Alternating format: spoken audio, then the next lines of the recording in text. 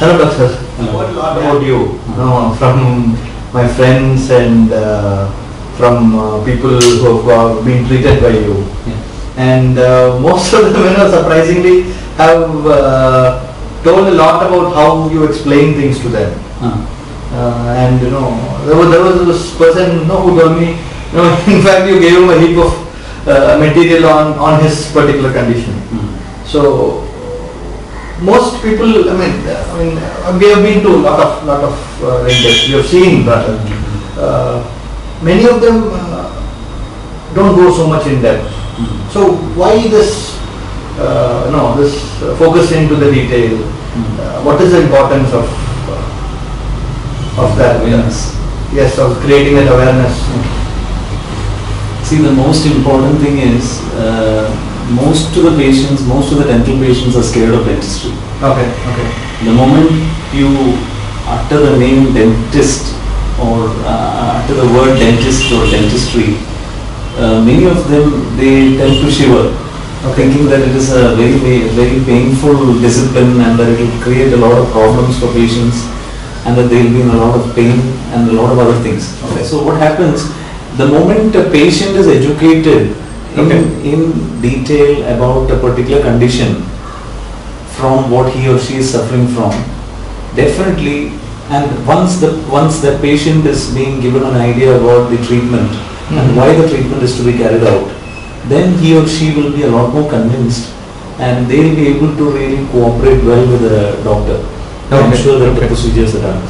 So it's going to be a very positive situation, not just for the doctor but also for the patient. Okay, so in a way you help them make an informed decision. Exactly, that's what it is. And moreover, we have so much of information. It is an era of information explosion. Okay. We have so much of information all around the place, from the internet, from newspapers, from the TV, the television channels, and a lot of other things, a lot of other sources. Okay.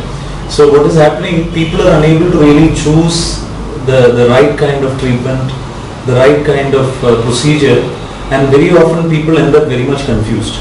Okay. So if they are educated to a basic degree about the condition, whatever they are suffering from, and if we are able to suggest a treatment plan based on the condition, then they will be able to accept it a lot better. There was this person who was telling me about how you told him about the entire principle of how the oral cavity works or how the mouth works. He was telling me that you had explained it in a very unique but very logical way. Okay. Could you? Yeah.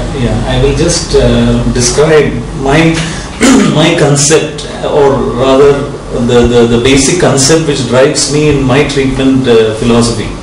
Okay. The mouth can be likened to an office. Now, this is just a depiction of the skull, the maxillary and the mandibular bone. Okay. Yeah, this is the upper jaw, which is also called the maxilla. Okay. This is the lower jaw called the mandible. Okay.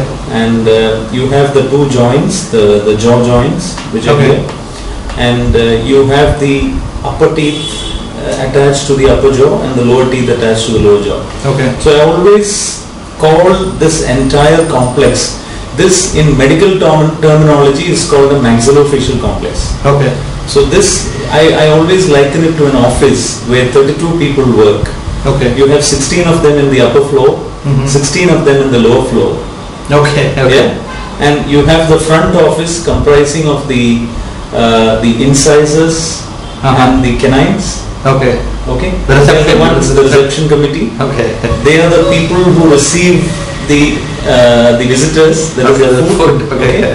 And they cut the food into smaller chunks, and then the tongue, which is the PRO of the office, takes the food backward for proper chewing and grinding at the back by the back office people who are the molars and premolars. Okay, the workhorses. Yeah, the workhorses. Yes. Okay. They form the back office. Okay. And then the PRO takes the food backward into the esophagus and it goes down into the stomach. That's how it is. So, just as is the case with a normal office, you have to have people sitting in the right places doing their job in the proper way, which is very important. Okay. Supposing you have a very important member missing at the right side back office, for instance the right lower first molar. Okay. What happens, all the chewing will tend to shift to the left side. Though the patient will attempt to chew on the right side, but real efficient chewing will never happen there. He will tend to shift the chewing to the left side. Okay. And whatever little problem is there existing on the left side will get aggravated. And moreover, there is more amount of force being exerted on the other side. Okay. There are lopsided forces being exerted which can also create problems for the managers, the joints. I always say that the joints are the managers of this particular office where 32 people work. Okay. So any tension in the between the teeth will always cause tension for the joints. And primarily if the joints are in tension, they will definitely create a problem for the teeth. Okay. You understand? Yes. So basically you need a perfect working pattern. Okay. Which is you know, the perfect unison. I would say a coordination between. Coordination. Yes. Coordination. Yes, that's very important. So this is. So for that you need to have your front teeth in the right places and the right angulations to work properly. Likewise, you need the back teeth also in the right positions, in the right angulations. And if you have indisciplined fellows in the office, you have to either discipline them or throw them out. Okay. Or else the rest of the people will suffer. Yeah, certainly. In an office, you need to have sincere, hard-working colleagues. Okay. If you have one fellow who is a troublemaker, you've got to discipline him or throw him out.